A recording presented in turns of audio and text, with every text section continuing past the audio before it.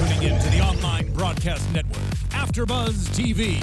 Over 20 million weekly downloads in over 150 countries, and your #1 source for after-show entertainment.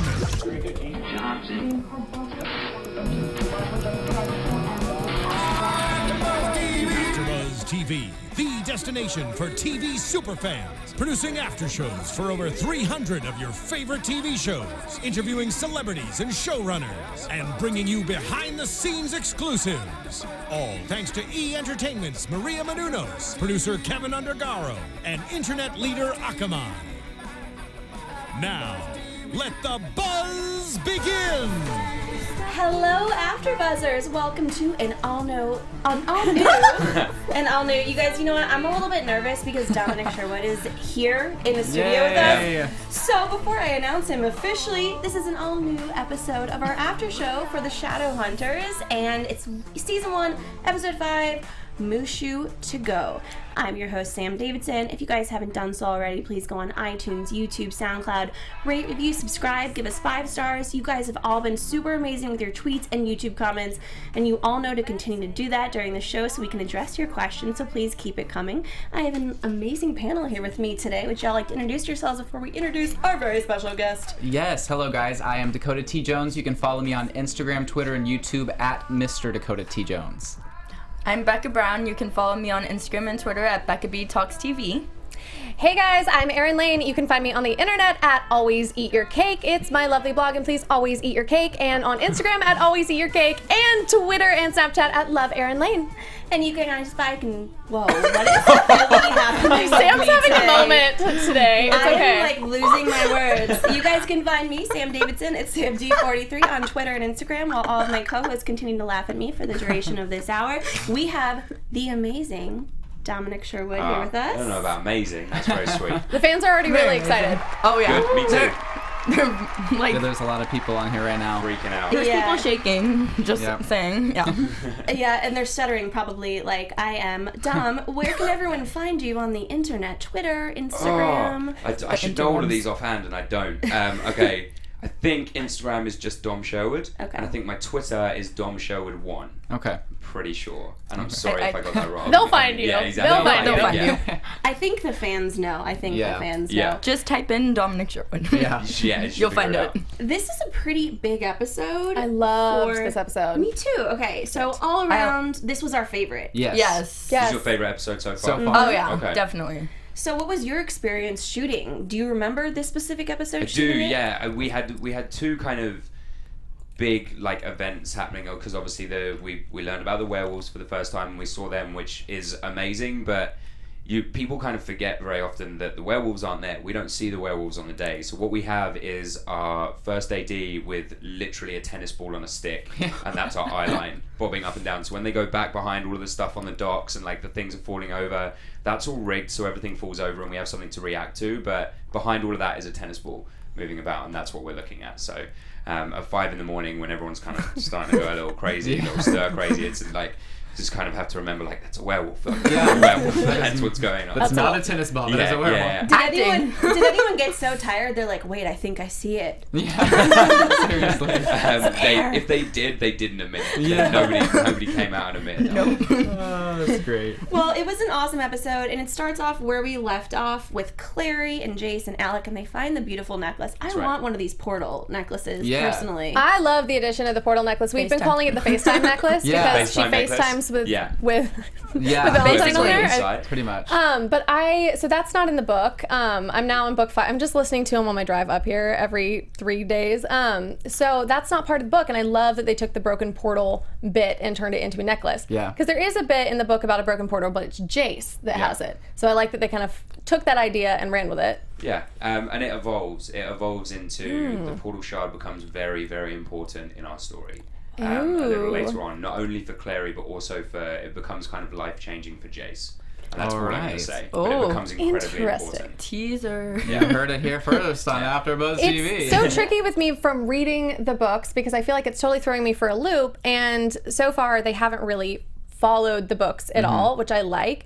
Do you like that it's kind of going on its own train here? I do, yeah, I do, because I mean we definitely have similarities and we have pieces that have come directly from the book, and you know the characters aren't changing. Like Jace isn't going to hook up with Simon at any point in season 1. You know what I mean? Like, the relationships are all as they were in the books, and the characters stay very true to as they were in the books. But for me, it's very important that for the fans that you've experienced this world once before through the books, and if we did exactly what the books were, exactly how they were written, then everyone would know where the story goes, and it's not interesting for anyone to revisit because they've already experienced everything. So with what we basically have is the characters who are exactly the same, going through similar kind of trials and tribulations, but there are new things and there are different things, and we've brought in things from later on books, and like things happen sooner and things happen later, and we've hopefully kept it fresh. I think that was kind of the main goal. I love it. Yeah, I like it. From reading the books, I really like that I don't know what's going to happen. It's actually something new and exciting every episode. Because then people may not want to tune in as much, because if you've already read it, you've already kind of seen it. So right, exactly. You know how it ends. You skip to the end of book 6, and you're like, oh, well, this is how it finishes. So I don't need to watch the show anymore. So, I think it's good. And I think it's a similar, sorry Becca, with movies and books. I'm like, sorry, just shut up. Sam is very excited today. I really am, Dominic. I think it's different though, because with movies you can tell a story and have it be a beginning and end, and have it kind of be a very similar thing to the books. But with a TV show, you're going to hopefully get people for years on end. Right. And they're not going to tune in if they know what is going to happen. Well, that's it. And we need to kind of hopefully we did it. I think we did it. I would tune in for season 2 based on how season 1 ends, because we kind of I call it 24ing. Does anyone remember that show 24? How like every episode, like you kind of thought everything was good and like it's fine, like they're gonna sort it out, and then Jack comes in and screws something up, and you're like, whoa, like so wait, that happened, and then the season ends, and you're like, no, you're like, I need to know what happens next. Fair, though. So hopefully that's how we ended. Oh, I'm so excited. 13. I mean, like, I don't want it to be over, but I'm really excited to get there. Yeah. Me too. So I can go into season 2. Well, that's the thing. Like, it doesn't end. The story leads itself into a direct continuation in season 2. Good. Well, speaking of continuation, let's continue talking about this exact episode, which is a lot of Alec and Jace, which we really like. Mm-hmm. And in this kind of, scene with the necklace, he lets Alec take the necklace from Clary. Right. Yeah. And he doesn't stand up for Clary immediately. We see him start to stand up very much for Clary throughout the rest of the episode. But my question for you is, from now on, from this episode on, is Jace going to start to really be like Clary's boo? Like, that's my boo. From now on, don't touch her. Yeah. So stay away. Let me think. It's what happens later on in the season is born out of a sense of allegiance. So it's not born out of the relationships that Jace has with Alec, or Alec has with Jace, or Jace has with Clary, or vice versa. It's not born out of that. What it's born out of is trying to stop Valentine from doing what he's doing, and in actually a very kind of Jack Bowery way, everyone kind of takes their own, what they think is right, and they go that way, and whether it turns out to be correct or incorrect, or it changes relationships, or it makes things hard, what we do isn't based out of Jace's feelings for Clary. It's based out of, this is the issue at hand and this is how I need to stop it, and he does what he does, which is great. I really like that about Jace's character. I love that character development, because sometimes I have a hard time with Clary's character, because she's so, I mean, not intentionally self-involved, but she is on this track of just trying to find her mom, and she's not really realizing that she has other people who are now involved in this as well. That's the thing. She's destroying other people's lives, and that's we've actually kind of mentioned it. Myself and Kat mentioned it before, that at this point in the story, she's very selfish. She has. Are we gonna keep that? There we go. Sorry, Everyone's just changed. terrified. Yeah, she can be very selfish, and in most ways, I think that's a good thing, because if it were you or me or whoever, all I would be concerned about is finding my mother. That's all I would care about. So I would destroy lives around me, but Jace almost died with the memory demon, and like now there's this whole thing going on with Jace and Alec, and there's that kind of drama going on at the same time, and like Clary is almost completely oblivious to that, because she's so focused on finding her mother, which I see as a good thing. It is. It's very relatable. It's very real. Especially, she just got thrown into this world. Everybody else has been here for so long. Right. Exactly. Yeah. And it's it's conflict and it's passion, and it's one, what makes the show interesting, but it also makes the show, as you were saying, very relatable and very real, because these it's superfluous of the fact that we're surrounded by demons and warlocks and Sealies and Shadowhunters and the Shadow World, and the apocalypse is coming through Valentine. Superfluous of that, we're making human choices basically as human beings. The same choices you and I would make maybe if we were thrust into this world. And she just became the Shadowhunter. Now she's like all of a sudden, like a few days later, like she's the one in charge, like trying to call the shots. And I'm like, Jace don't like that. No, Jace don't like that so much. No, it's kind of an Alec either. Alex very much got that kind of like, you just got here. Like, I'm the head of this institute. What's going on right now? Like, you need to calm down. You are just a Shadowhunter. I know. Yeah, well, that's why I can really understand Alec's character to a point, because we see him and he's like, God, he's annoying because in a way he's getting in the relationship that all the viewers want to see happen. And but he's a bit of a dick about it. He is. Let's be honest. But he is. But you've got to remember that the Shadowhunters were bred to.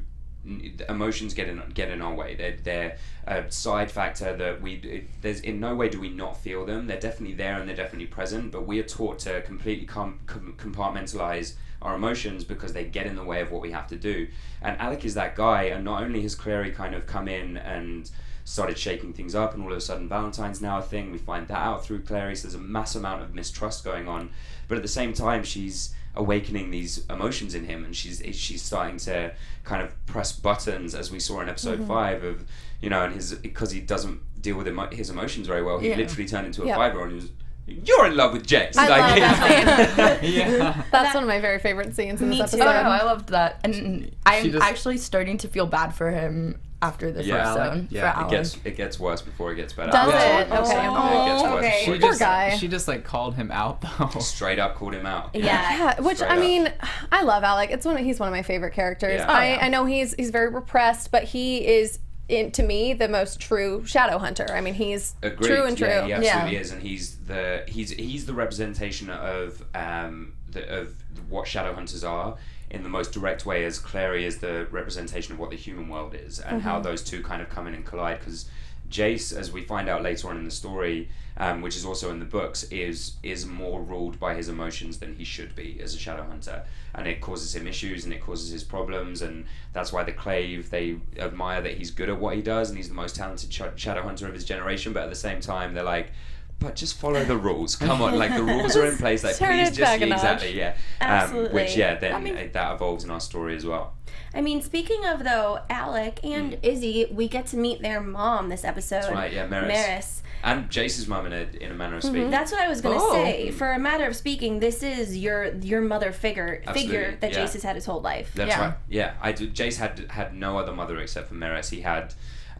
He did have a father who he grew up with for 10 years and lost him, but Maryse and Robert are Jace's parents. In Jace's eyes, they're his parents. And then we see like how once she comes in, she's all business, but then she kind of like... She softens. But more for your character than anyone else's. That's right. You see the kids who are the actual kids of this girl. She's like Izzy's all sad, and she's more like excited to see you than any of the other ones. And so I thought that was very interesting, just to see her loyalty doesn't necessarily go to her direct children, but more to your character. No, well, again, that comes into the kind of the lackluster emotion of Shadowhunters, in that Maryse is. When I read it and when we did it, for me, Maryse was more excited to see Jace because, one, he was in training, which is exciting for her because she comes in and he's like, oh, he's working, like he's doing what he should be doing. But on top of that, because he is the most talented Shadowhunter, like he's the best at his job, and he's kind of the favorite child at that point, which is it's heartbreaking for the actual Lightwood children, but it's that's just kind of, at this point in time, episode 5, how it works. I feel like Alec is just being replaced by everyone. I know. Alec has a tough old really time. sad. He does, and he's trying so hard to. He's trying do the right thing, but poor guy keeps messing things up. Alec, speaking of him and Jace, really at the beginning, kind of the episode, they have this conversation. Please take care of Clary. That's right. And he doesn't. I mean, well, it's not that he doesn't. Stuff happens. But with that being said, Jace says, I know that you will do this, and he says, of course. But then they have this moment where Alec is self-conscious about the moment with the memory demon. Right. Yeah. And let me just ask you, as an actor / as the character, do you think that Jace really, truly, in his heart of hearts, knows that Alec is in love with him? This is something we actually discussed throughout the season, because there was never really an answer given to me more than like, it's kind of up to you, as because you're playing Jace, it's kind of up to you. And what I decided was that no. And even if there was a part of him that did know, it's completely repressed and pushed to one side, because it's so taboo having those feelings. It's so incorrect that no. And Jace isn't. He's not malicious. He's not a mean guy, especially to someone, maybe Simon, but to someone like Alec, his brother, his best friends, like his parabatai. They mean everything to each other, and he's not a malicious guy. So there's no way he would say, he's conscious enough to not say, well, I love you too, you love me, that's it, like that's normal. He wouldn't have said that if he thought that would in any way be misconstrued. So at this point in the story, no, he doesn't know. Which I actually kind of like that element a bit, because we were curious, we were discussing this before the show today, if Jace knew and was just trying to push it aside, or if it's totally over his head. Yeah. And I like that he is not aware of it and everyone else is, because he's so, to him, that relationship has been built over many years. That's his parabatai, that's his best friend. So for him, of course there's love there, but there's no reason for him to think there's anything else. Right, exactly. And I think in Jace's mind that if, the memory demon for whatever reason skipped Jace and went to Alec, maybe because it was a more powerful memory, who knows, like we almost never face these greater demons, so nobody really knows how they work. But I think in Jace's mind, if it had come to him, it may well have been an image of Alec. It could well have been, you know what I mean? So for him, it was just kind of like, I don't understand why you're being strange, because I feel the same, like that. I would have you would have been my image as well, you know what I mean? So it's like, why you even bring this up? Yeah, I feel like if he could have just like played it cool, like there wouldn't have been anything awkward. He wouldn't have had to like let go and break the whole thing. But I think he was just so internally freaked out, like, oh my gosh, it was just panic. Absolute panic. It's like a bromance. Well, yeah, and it's maybe Alec was expecting Izzy to pop up because Alec popped up for Izzy, so maybe that was what he was expecting, whatever, but it was just the panic, and he's also kind of going through these feelings with Magnus all of a sudden, who's now this new thing in his life, and there's not really understanding exactly what's going on, so he handled it incorrectly for him, because he could have saved himself a lot of pain. Seriously. He could have, it's like a girl thinking about, oh my god, I texted him when I was drunk last night and it was a bad accident, and I don't know if he knows what I really meant. Yeah. But he's embarrassed, and it's kind of like painful to see Alec going through that. It is. That's what really heartbreaking. I actually cried during that scene. It's really heartbreaking, and it's hard for us to read the scripts as well, because we kind of know exactly where it's going to go, but then these things happen, and it's like, oh wow, that's a tough day, and that was a tough day with Alec in the Institute, with Matt, who's a great actor and he's one of my favorites to work with on the show, but it's a tough day, because you have to see not only a friend of mine as Dom Sherwood, but Jace's best friend being crushed and going through all of this pain, and it's really tough to kind of get through those days, but it's Matt does a great job, and that's he's amazing. Like both of you. Yeah, in that scene. I was talking earlier with you guys before the show about how I think Alec's character is kind of, I don't want to say the smartest, but has like the most going on in his brain, and he kind of knows more about what's really happening than everyone else. Like, he's in touch with the smartest decisions. Yes, and at the moment. I love all these little nuggets. These little Easter eggs, Teaser. Me too. Well, Alec helps Clary because he has to. Yeah. A lot this episode. She's training. She has a super fun line about, like, knock me on my ass. Like, I know that's what you want to do. And it's super fun, and, he takes care of her, and then next thing you know, she's just gone. Yeah, which I think Jace jumped the gun a little bit by blaming Alec for that, because honestly, you tell Clary and Simon to stay anywhere, and they just get themselves in trouble. Right, so and even it's actually Clary and Simon's fault. Right, and Izzy even says that in that scene too. She's like, "Oh, and you're blaming our brother for this." Yeah. Why? Yeah, exactly. I agree. She's a smart character too.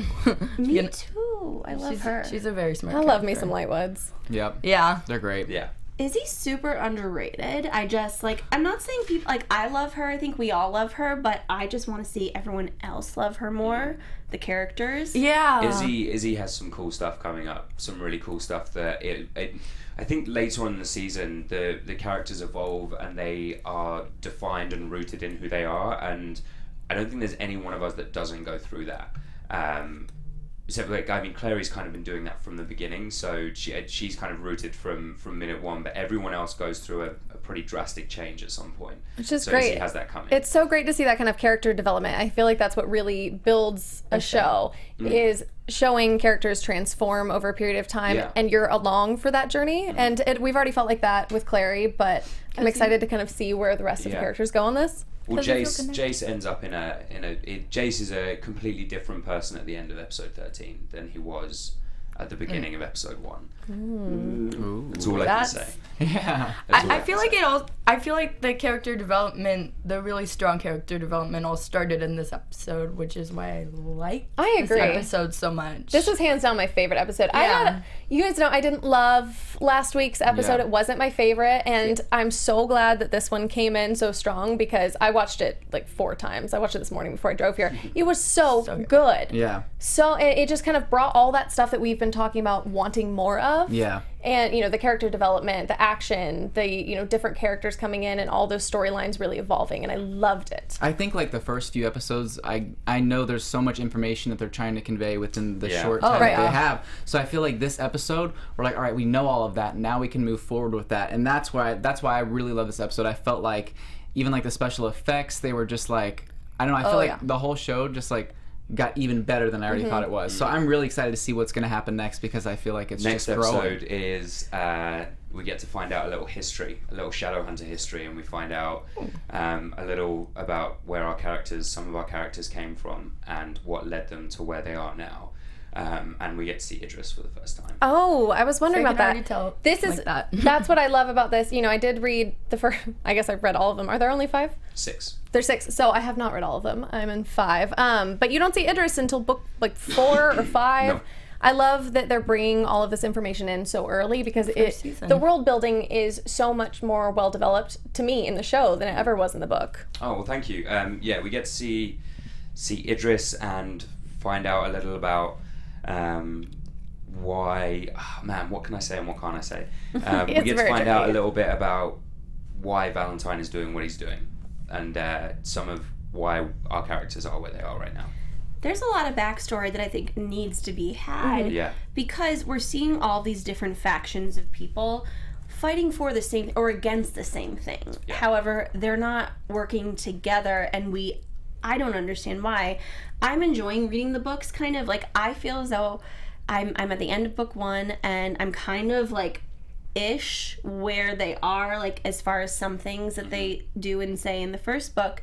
But I don't really want to know what happens. Right. But as you said, Dom, earlier, it's not going to be exactly the same. Not exactly, no. And by these different kind of factions of people, you're talking about like the werewolves and the Sealies and the vampires, and they're all kind of sticking out for number 1 right now. Is that what you mean? Yeah. Yeah. So that is very much the case, and I kind of like that. I think because there are drastic differences between not only the way they behave and what they do, but they're like a different species of creature, and over the course of the years and the different wars that we've had, and we've separated into these factions, and we have the Accord, so we're kind of peaceful with each other at the moment, but then this thing comes in, the Cup and Valentine, and it starts to change our world and change our relationships. So where we are right now, again, it does start to change throughout the season, but where we are right now, I think is the most literal form of representation for what would have actually happened.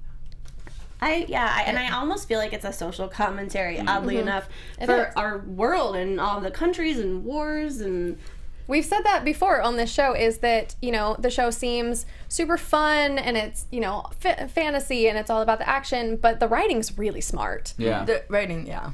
We have a fantastic team of writers headed up by Ed Decter, our showrunner, which they're fantastic, and they keep coming up with these amazing twists and storylines, and as you were saying, with parallels in reality with things that we're going through day-to-day life, because that what makes a TV show relatable and watchable. Yeah, I love relatable.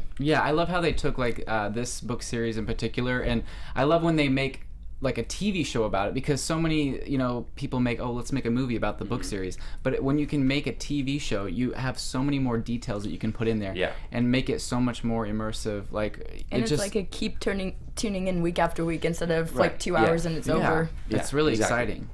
I agree. I love it. I'm just loving this. I'm so happy you're here. No, it really is great to see, we talk about the show every week and Right. we all have our opinions and we're pretty involved in the world, but getting your kind of take on everything from being, on the front lines and reading the script is really interesting to kind of delve deeper into the characters and into that, whole deeper story. And we talk about on the show all the time that we feel like we are like a part of this. Like we feel like we are Shadowhunters. We're like rooting for you guys. Maybe you are. Maybe you guys are Clary's and you just haven't met your Jace yet. Exactly. Maybe that's how you're living your life. That's the dream. Well, I'm just going to throw in there that all of a sudden when I saw Clary this episode, I was like, girl has tattoos all over her body now. She got a couple now, yeah. I didn't even notice it, and then when she's walking around in that tank top, I'm like, whoa, girl is tatted up with those ruins. We think where are we at? We're at episode 5, so she has the Arati on her neck that saved her life right at the beginning. Then she has 2 for silence and for something else that I can't remember on I think her chest and her forearm, which were to shield her from the vampires when we went to save Simon. And then she has the protective rune now from the greater demon as well. But there are more that keep coming, and it's something that Shadowhunters do. We grab our weapons and we grab our gear and we rune for what we need in that situation. So if we know we are going to have to see in the dark, then we put a rune on for that. And if we know we're going to have to do this or do the other or do whatever it is, we put those runes on. So I mean, the scene where I was training and Clary comes in and I didn't have my shirt on, you saw that these runes were mapped out all over my body, and each one has a purpose, and we had to think about why they were where they were. It wasn't like a random thing. So like there aren't any really in the smaller or the center of my back because I can't reach that part with my stele. I can't physically get there, so there aren't as many there. So like my shoulders and my arms and my chest and my body, they're kind of covered because that's the space I have to access and put these runes on. It's one of my favorite mechanisms of the book and the show is these runes, because it's so cool. It's very different from any other kind of fantasy concept that we've seen. A lot of people, possess powers naturally or through blood, and I love that the Shadowhunters are obviously a bit more gifted in the fighting in the physical sense, but the runes kind of add this extra layer of symbolism history. you can see. I love it. Right, exactly, yeah, and it's you're absolutely right. I mean, the Shadowhunters trained as warriors, and their training kind of came from the Greek Spartans and the soldiers and Achilles and all of these different Greek warriors who would fight with their swords, and that's where their fighting style comes from.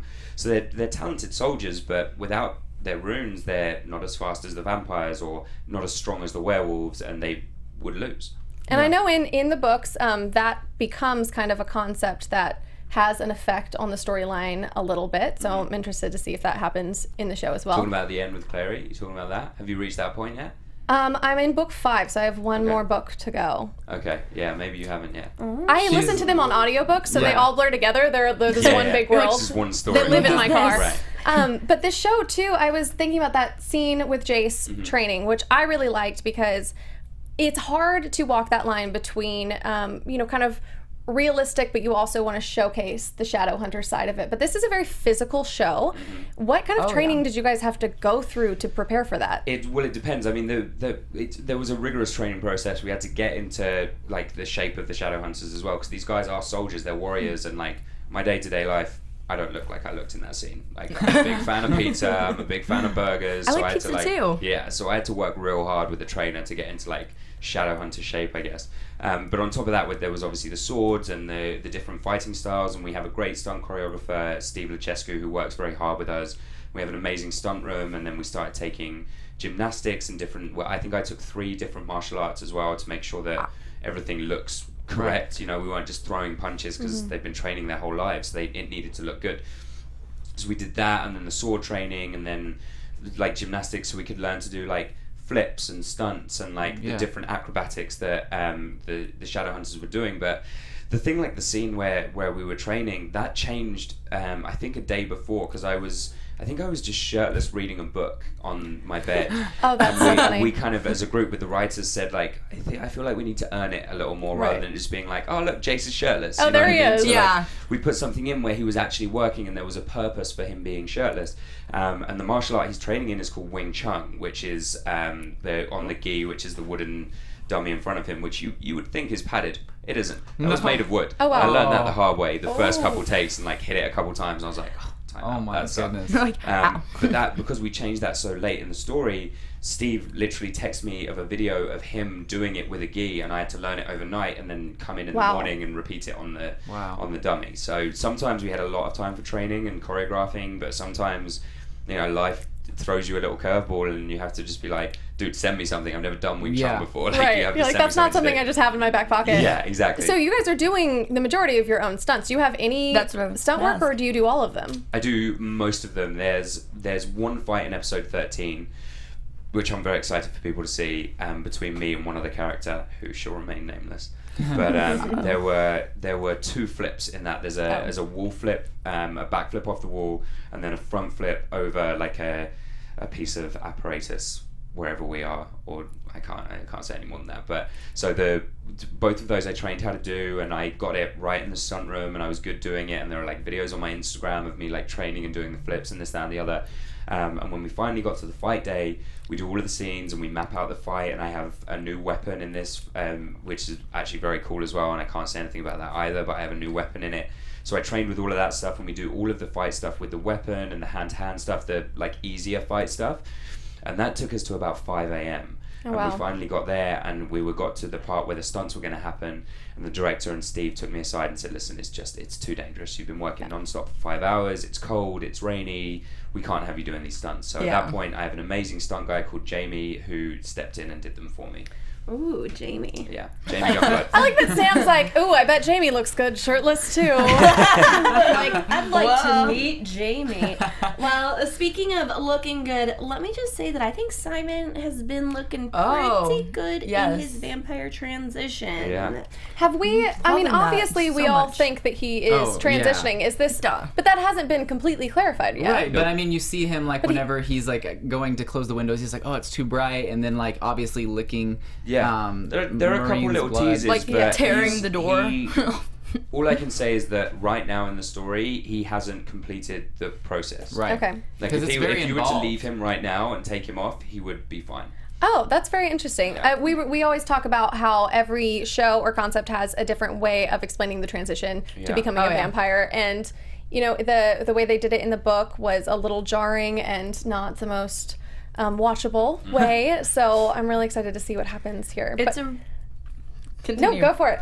It's a really good thing that he's turning into a vampire right now because of the whole like werewolf kidnapping. And you can see like that he's very like whether or not he could just like stop right now and eventually be fine. He's like always being called back to, like we see him like go out to the Hotel de Mort and like he's just like sitting there like, I know that I need to be here for some reason. So it's very crazy. Like they have him hooked like where he's coming back. So I'm interested to see what happens with that storyline. And I mean obviously we see in the scene whenever he's like climbing up the fire escape and everything, like he rips the door off the hinges. It's like completely normal. He can see things that mundanes aren't supposed to see. The ruins. It's like turning into Superman. My question is, so he sees all those runes there, and Alec asks about when he had the sight. So does Alec know what's going on with him, or is he just speculating? Okay. He knows something's up, and Jace notices something in the next episode as well. So there are definitely like tensions being flared, but not enough for us to be worried about that right now. We're still worried about the cup and what's going on, and you know Luke's dying, so we need to go and save him, and like there's a whole lot going on. So it kind of is like a secondary thought. Yeah, it's like, damn it, Simon, really, you're gonna turn into a vampire like now? Right now that's so selfish. But as I said, with right now there's not enough evidence. He hasn't gone through enough of the process to turn into a vampire. And Simon doesn't really know like himself. I feel like he has an idea. I feel like Simon probably has an idea. But maybe at the same time he's like, oh yeah, I've just been like increasing my workout hour. Yeah, right. That's why I just tore the door off the hinges. Yeah. He's confused. Everyone else is confused. He's always confused. It's cute. But what's fun about this storyline that I really like, as far as storylines and shows, is when the audience knows what's happening, but the other characters do not. Yeah. So it's fun for us because we know. Yeah. And we're just kind of watching what's going to happen. Yeah. So it's a lot of fun. I'm very, very excited about that. After the whole thing goes down in the loft, you know, Simon and Clary get kidnapped by Alec and his alpha, They get taken in the cop car, and after that, Alec calls Jace and tells him. Jace comes to the loft, and he is pissed. Yeah, he's not very happy. No. Yeah. As we were talking about earlier, though, it's maybe unjustified that it's so directed at Alec, but I feel like he feels a little betrayed in that moment. He was given he wanted to swap missions at the beginning anyway. Jace wanted to be the guy to look after Clary. That didn't happen, so he asked Alec, like, all I want you to do is just look after her. That's all. That's like, please, as a friend to me, like, please just look after her. And he didn't do it, So he tried so hard. That is a tough job. That is a really tough job. It is a tough job, yeah. And it's, again, as we were saying, like, this is Clary's way of, like, screwing up all of Jace's and Alec's happiness. Like, they were in such a good place before they met Clary. Everything was fine. Come in and ruined everything. Yeah, in a way, it's Alec's fault, but it's also Clary's. Because she's the one that ran off in the first place. They were just supposed to stay at the Institute. Right, exactly, yeah. I think that Jace probably doesn't know that. He's thinking, oh, wow, you took her on some crazy mission and you lost her. No, like, she's the one instigating all this. He's got to know that Clary's like that, though. I think he's so blinded by the I think feelings, Jace knows that Clary is the sort of person who would run off. Yeah.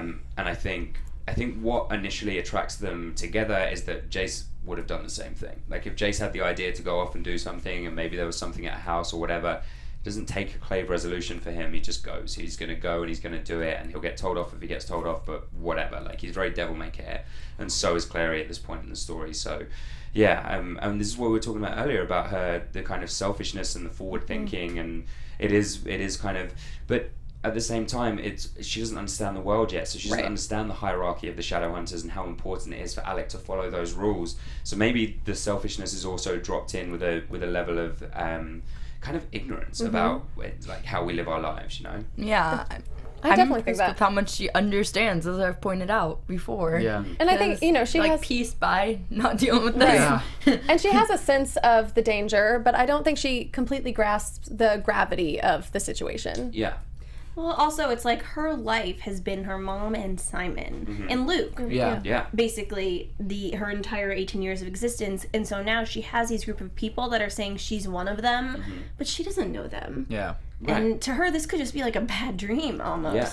And the people with answers, especially at the beginning of episode 5, it kind of changes towards the end of episode 5 because we realise that he's a good guy. He's not on the wrong side of things. But at the beginning of episode 5, for 4 episodes, the 2 people who could give her answers, they're gone. Right. She can't get any more answers. And at the kind of end of episode 5 and beginning of episode 6, she finally starts to get the answers that she's been kind of looking for, that we've all been looking for to kind of solve this crisis. Yeah. Well, I can't wait to see where that goes. We get a small scene with Valentine kind of in the middle, which I know is going to be important later on. But he is basically, Erin, you can explain it better than me. Well, he's creating Forsaken. So essentially, at least from what I understand from my copious amounts of audiobook listening, is that a regular human can't handle the runes. Right. Correct. So they are taking regular people he's in Chernobyl, so it seems like he's finding people that maybe have a little radiation or something. They're all sick. Yeah, they're all sick. So he's bringing them in and putting the rune on them. Which turns them into Forsaken. Yeah. The only part that I'm not totally clear about is the blood. So they're putting in, the Seelie blood. Yeah.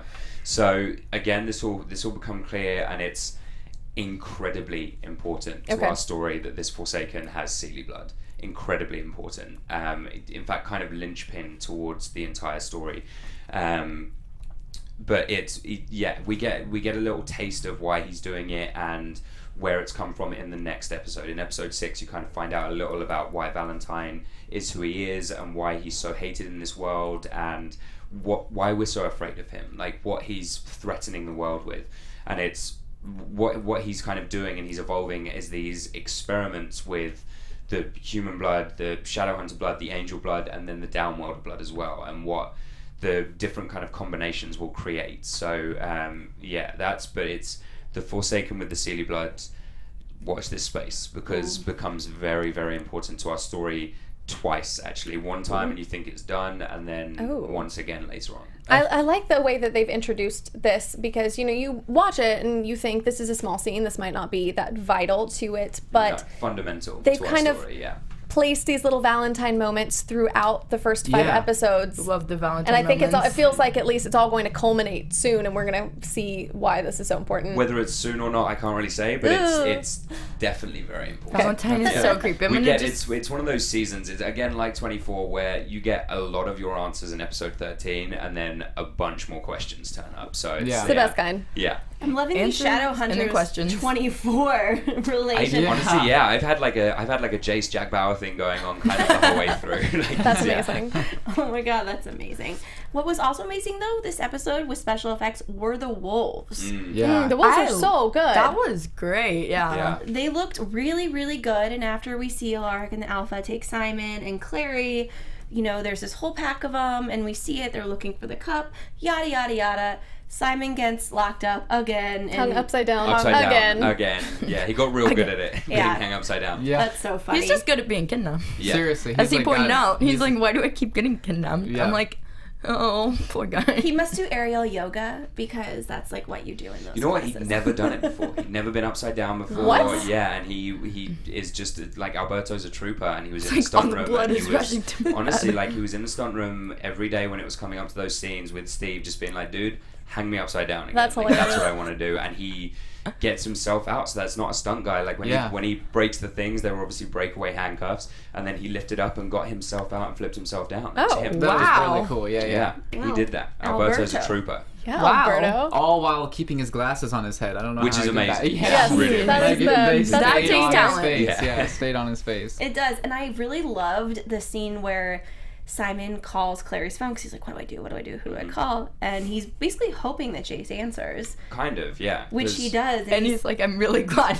I never thought I'd like be happy to hear your your voice. voice. Yeah. Yeah. And I'm like, it's great. And Yeah. you know, we see for next week that like I don't think their relationship is really getting any better. Definitely doesn't get any better in the next episode. No. It gets probably a little worse. In fact, I'd go so far as to say it gets a little worse good. without giving anything away. Both of them, but there are also there are a couple moments where Jace has his like something new's happening here. You know what I mean? Like a mundane shouldn't have been able to put a knife against my throat. So what's going on here? Like there's something a little off. Especially Simon, like 3 episodes ago, would have never. He would, well, one, he wouldn't have dared, and 2, he wouldn't have been quick enough. Couldn't He's have not done quick it. enough No. to- yeah. We also get introduced to a new, very creepy kind of demon in episode 6 called a Shax demon, which are like the kind of bloodhounds of the Shadow World.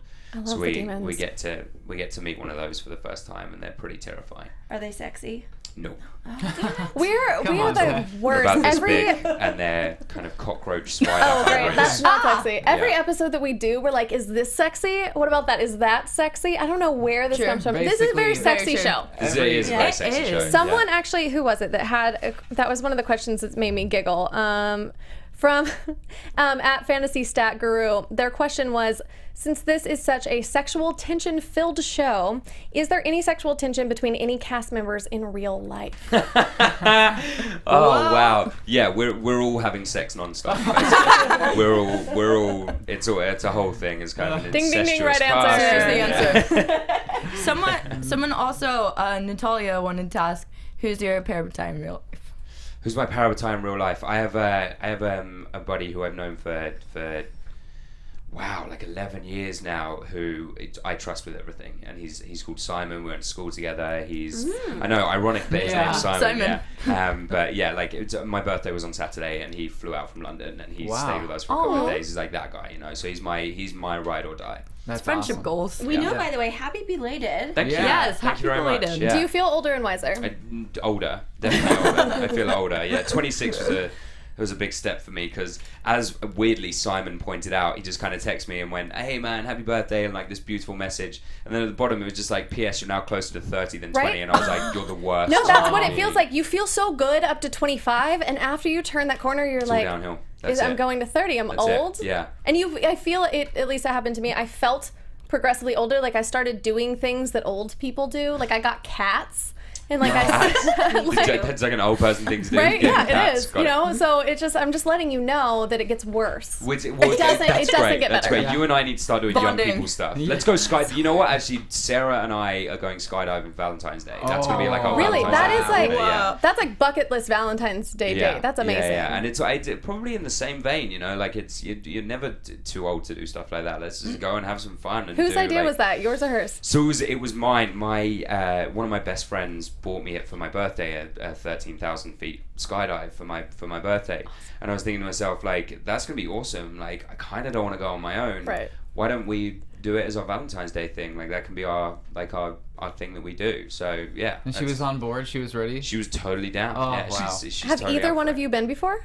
No. Oh, that's awesome. Yeah. I'd be that no, person never. up until like the last second. I'd be like, nope. Have to get shoved Yeah. out of the plane. Speaking about Sarah, she seems very supportive in everything you do. Like Yeah. she's like, oh yeah, let's go skydiving. She like live tweets Live with you tweeting every, during the show. She She seems does. like she's just Fantastic. like your ride or die. Yeah, she is. She's super behind us, and she's incredibly supportive, and I'm a very lucky guy.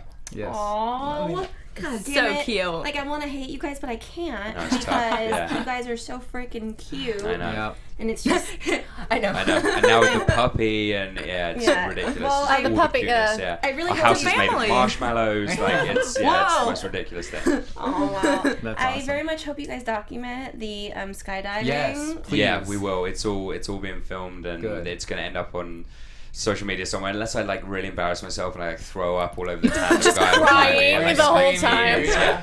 So unless I really embarrass myself, there'll be something. It'll be up, yeah. Sarah's GoPro turning to you and just tears. Tears, floods of Oh, tears. I yeah. could never. That's the one thing in my life I could never do a skydive. Never do a skydive. Oh, then we're going. Do you know I those will- things? Do you know those throw you things? I out did of the plane. parasailing. Shadow That's as far squad as I over will here, go. guys. For Yeah. skydiving. Do you know those things that are like it's like a big slingshot and it's like a ball and it like pulls Oh, you I've down? done Yeah. That's the thing I also said I'd never do, and I did do that, so we'll see. You never Yeah, know. I think you can see. Like, I definitely saw a video the other day where one of those cables snapped, and like the guy was in the air, and it just kind of like fell down to one side, and, like Stop. glass shattered everywhere. So that's on my list of things where I'm like, probably not. Oh. Yeah. Probably not until I'm like 80 and someone's giving me like a week to live. I'm like, oh well, now I can try it. Like, I'm gonna give it a Throw go the now. 80-year-old but, like, man in the slingshot. yeah, exactly. Great Just idea. like there you go, it's totally fine. Those things, like, yeah, that was scary. And actually, I felt like every vertebrae, like kind of like Yeah. get into place. There's a on new it. one now as well that you're not even in a ball. You go up 200 feet and they strap you in a harness and you lie backwards and they pull it and you That's just drop what I did. to like a. I've done that. Why would you people do any of this? Like, I don't understand. No. It's No, no. fun. You guys are Adrenaline. crazy. It's a lot of fun. Skydiving. It's a death yes. wish. Yeah. It's like scary. Because at least if you die skydiving, it was awesome.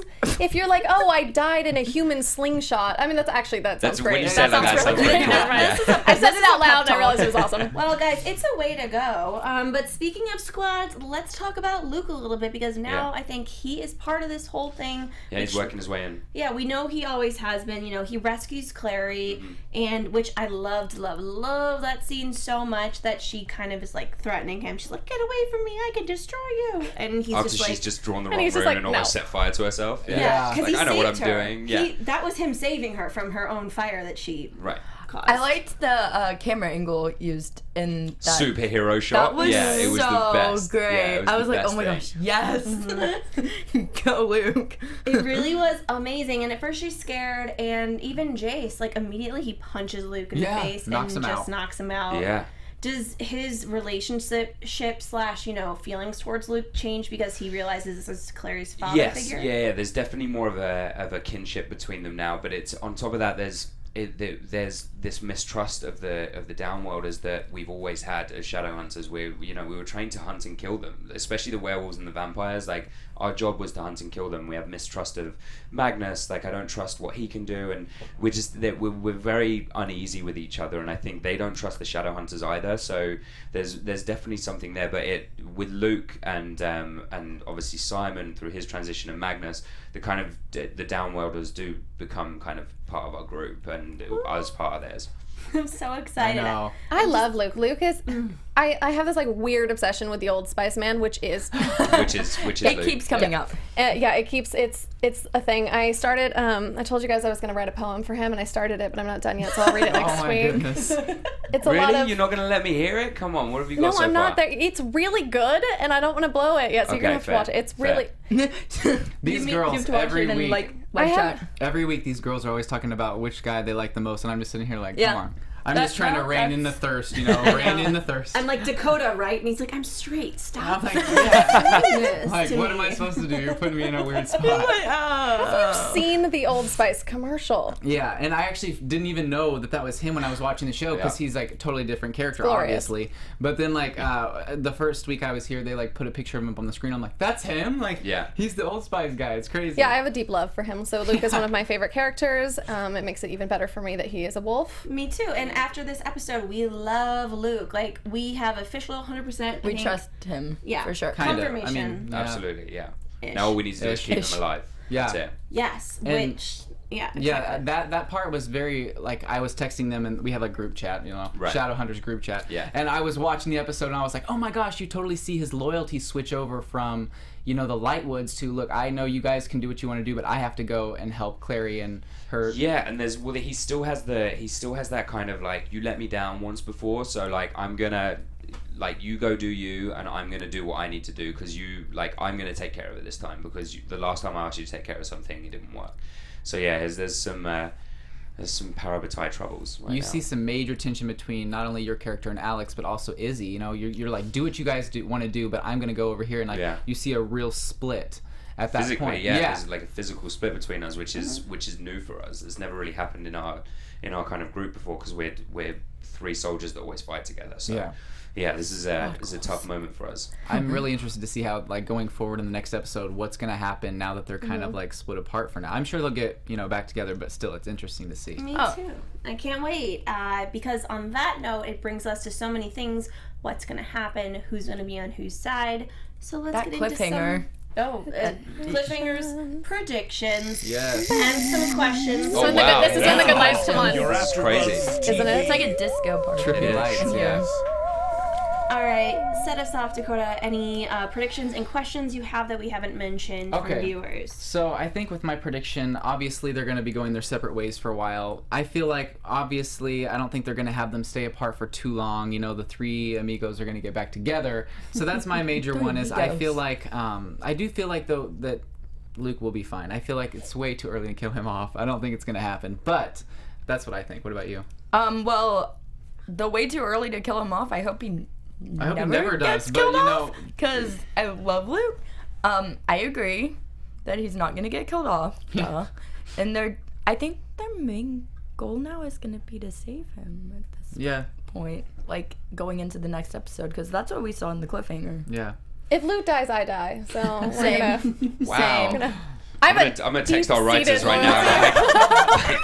We're causing actual deaths. If we kill anyone else, someone's gonna die. It's true. Seriously. These crazy ass girls are gonna kill themselves. Yeah. I love him. This girl, Erin, she's unstable. We gotta make her He's hurt herself. He's a beautiful man. I just love him.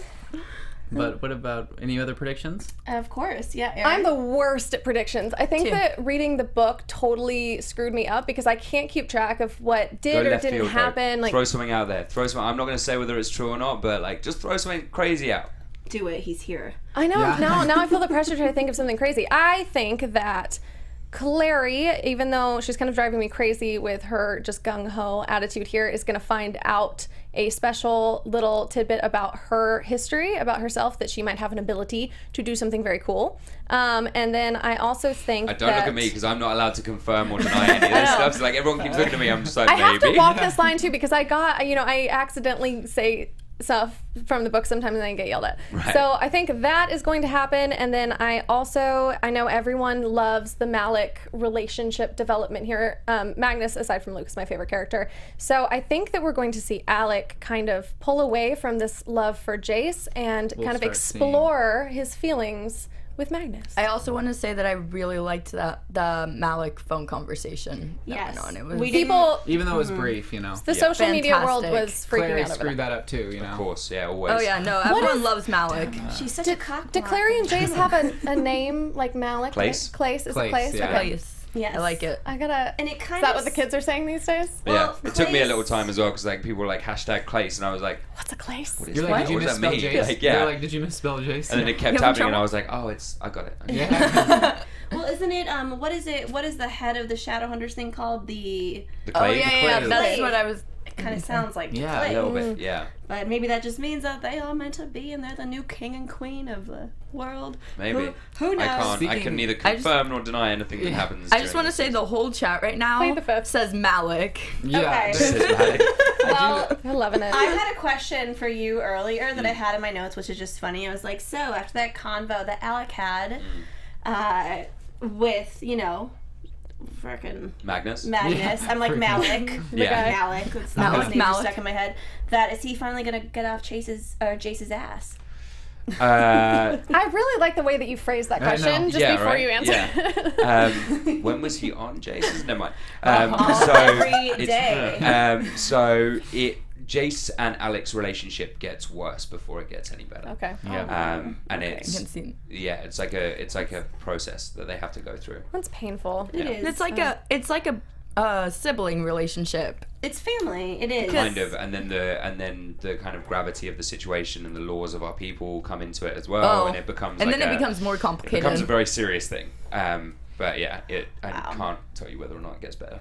I can't wait, 'cause I can weirdly relate to that. Like, I hate my brother's girlfriend, but anyways. They're probably watching this right now. That's very sad. No, he doesn't. They don't care about me. They don't want So shout out. We had a lot of questions from the social media world. Let's just get into a couple, because some of them are hilarious and I love them, but some of them are just fun. So one of them is, we know you dabble in the musical world. Has being on the Shadowhunters set influenced your songwriting at all? No.